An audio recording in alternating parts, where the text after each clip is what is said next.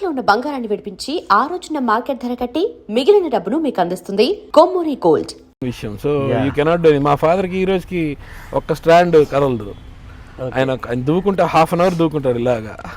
So అది hereditary. మనం ఏం చేస్తున్నాం. ఫాదర్ టాపిక్ వచ్చింది కాబట్టి అన్ని పిల్లలు మాట్లాడే ఓకే హిందూ ముస్లిం అనేది అందరికీ తెలిసిపోయింది. కానీ ఫాదర్తో రిలేషన్ ఎక్కువగా లేదన్నావు కదా, ఎందుకు, ఏంటి రీజన్? అంటే లేదు అంటే ఫస్ట్ నుంచి అంటే ఇప్పుడు ఎలా ఉంది అసలు? లేదు, we are not in touch completely. అంటే సడన్గా ఒక సీరియస్ టాపిక్లోకి తీసుకెళ్ళారు మీరు. పర్లేదు అంటే నేను అది సీరియస్ తీసుకోను, because it's been 40 years. So నాకు ఇప్పుడు ఏమైంది, అదేమి పెద్ద సీరియస్ మ్యాటర్ కాదు. మా మదర్ని ఫాదర్ మ్యారేజ్ చేసుకున్నప్పటికీ ఆయనకి ఆల్రెడీ మ్యారేజ్ అయిందంట. ఓహో, ఆ విషయం తెలియదు. సో అయిపోయింది, పెళ్ళి అయిపోయింది. మీరు అంటే బాగుండదు, నువ్వు అన్న. ఎవరిని? నన్ను. సరే, ఈ విషయం నీకు చెప్తా. అయితే ఫాదర్ మ్యారేజ్ అయిన తర్వాత నేను పుట్టిన తర్వాత అప్పటికీ తెలియదు ఇంకొక మ్యారేజ్ అయింది అని చెప్పి. నాకు 3 months ఓల్డ్, 3 years కాదు, నేను 3 months ఓల్డ్ ఉన్నప్పుడు ఒక సందర్భంలో మా మదర్ మా అమ్మమ్మ గారి దగ్గర నన్ను ఉంచి, అంటే ఫాదర్ దుబాయ్కి ట్రాన్స్ఫర్ అవుతారు, ఆమె షార్జాకి బిజినెస్ పర్పస్ మీద వెళ్తున్నారు. సో మదర్ కూడా వెళ్తున్నారు అని తెలిసింది. కిడ్స్ తోటి ప్రాబ్లం అవుతుంది అక్కడ అని ఏదో చెప్పారట. అందుకని ఇంకా వాళ్ళిద్దరు వెళ్ళారు నన్ను ఇక్కడ ఉంచి. అప్పటికి నేను 3 months ఓల్డ్ నాకు. ఆ తర్వాత కొన్నాళ్ళు భోపాల్లో ఉన్నారు, నన్ను మా అమ్మమ్మ గారి దగ్గర పెట్టినప్పుడు. భోపాల్లో ఉన్నప్పుడు తర్వాత చెల్లి పుట్టింది. ఒక 1 year తర్వాత నాకు మా చెల్లికి 1 year డిఫరెన్స్. చెల్లి పుట్టింది. చెల్లి ఆల్మోస్ట్ 2 years 3 years ఉంది మా ఫాదర్ మదర్ దగ్గర ఉంది.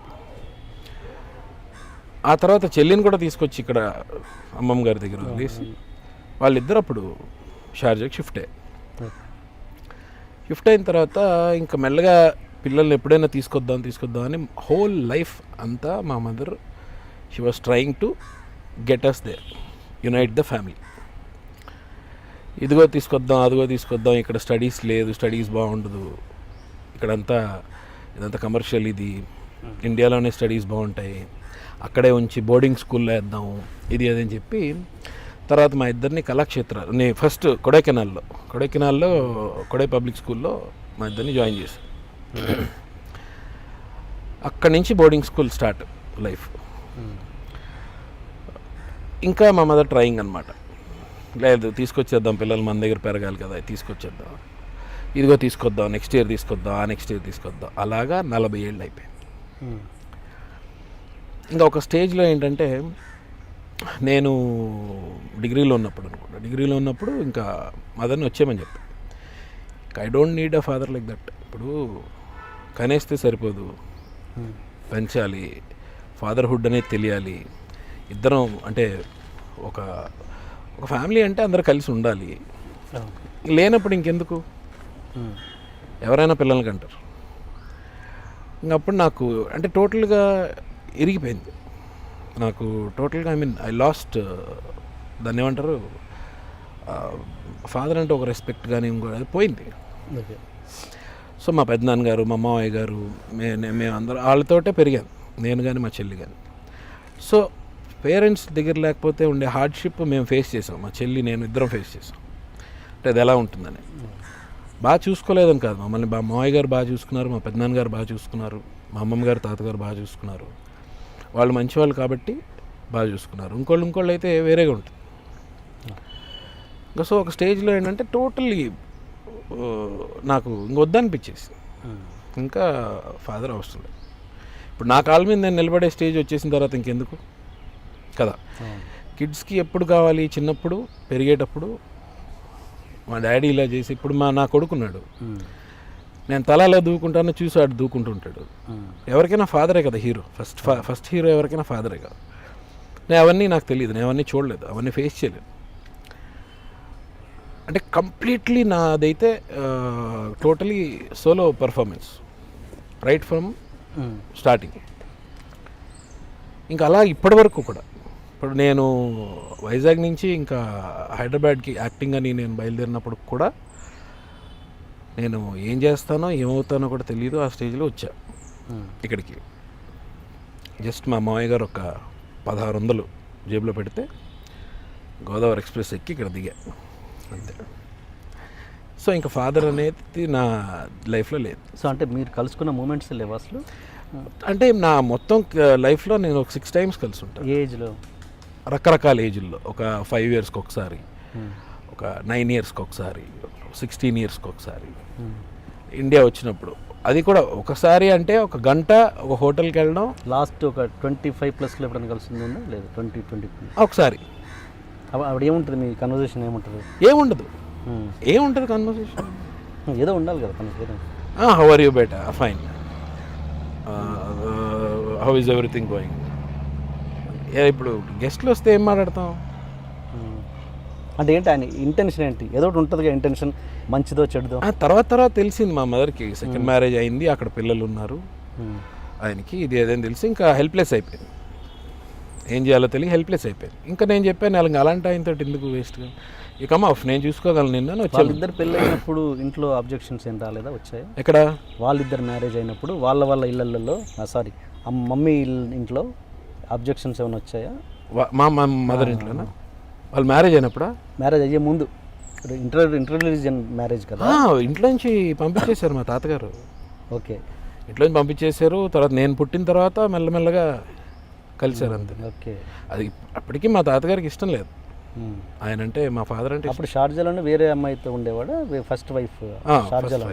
భోపాల్లోనే తీసుకెళ్ళారు అక్కడికి. వాళ్ళని మాత్రం మొత్తం పిల్లలతో సహా తీసుకెళ్ళారు. ఇంకా మా మదర్ని మాత్రం తీసుకెళ్ళారు ఇక్కడి నుంచి. ఓకే, అందుకేనా సమీర్ హిందూగా కన్వర్ట్ అయింది? అవును, నేను నా పేరు సమీర్ హసన్ అని పెట్టారు, ఆయన పేరు హసన్. నాకు అది పెట్టుకోవడం నాకు ఇష్టం, దాంతో కంటిన్యూ అవ్వడం నాకు ఇష్టం లేదు. సమీర్ అంటే ఇప్పుడు చిరంజీవి గారు అడిగినట్టు సమీర్ అంటే ముస్లిం అని అడిగినట్టు, ముస్లిం నేమ్ కదా అని అడిగినట్టు, సమీర్ అంటే సమీర్ రెడ్డి ఉన్నారు, సమీర్ శాస్త్రి ఉన్నారు, సమీర్ శర్మలు ఉన్నారు. అది సమీర్ అంటే ఆంజనేయ స్వామి నేమ్. ఓకే, యాక్చువల్లీ సమీర్ అంటే ఆంజనేయుడి పేరు.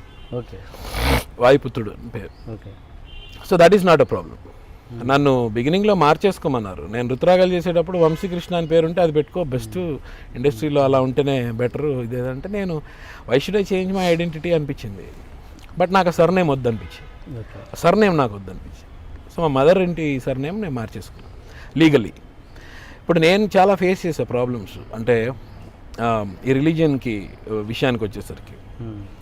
సో అలాంటి సేమ్ ప్రాబ్లమ్స్ నా పిల్లలు ఫేస్ చేయకూడదు. ఇప్పుడు ఎందుకంటే నా వైఫ్ మళ్ళీ బ్రాహ్మణ్, తను ముసునూరి అపర్ణ, మా వైఫ్ బ్రాహ్మణ్ మళ్ళీ. సో ఈ ప్రాబ్లమ్స్ రాకుండా it should be once for all I should clear it అని చెప్పి నేను నా సర్నేమ్ మార్చేసుకొని మా పిల్లలకి ఒకటే ఇంకా వచ్చేటట్టు. మీ వైఫ్కి ఈ విషయాలన్నీ ఫ్లాష్ బ్యాక్ అన్ని మ్యారేజ్ ఎప్పుడు తెలుసా? తెలుసు మొత్తం. అయ్యో, షీ నోస్ ఎవ్రీథింగ్, అన్నీ తెలుసు.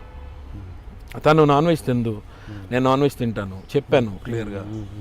నాన్ వెజ్ తింటాను అంటే నేనైతే కుక్ చేయలేను, నాకు రాదనింది. లేదు, నాకు అవసరం లేదు, కుక్ చేయాల్సిన అవసరం లేదు.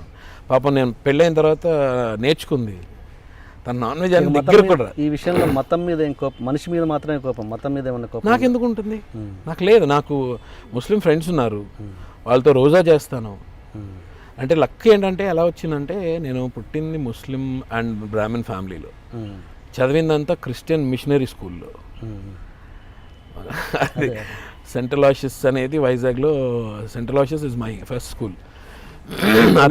జరుగుతాయి మామూలుగా ఏంటంటే, ఒక కులం వాడు ఒక పని చేయంగానే ఆ కులం మీద ద్వేషం చూపిస్తాం మనం, ఒక మతం మీద ద్వేషం చూపిస్తాం.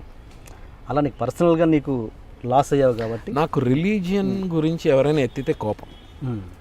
ఎవరైనా రిలీజియన్ గురించి మాట్లాడితే ఫస్ట్ ఆఫ్ ఆల్ వాళ్ళు నా దృష్టిలో కొంచెం డౌన్ అయిపోతారు ఆటోమేటిక్గా. ఓకే, నన్ను సమీర్ అంటే మీరు అని అడిగారు అనుకోండి, వాళ్ళ పట్ల నా దృష్టి మారిపోద్ది. Because they are looking at.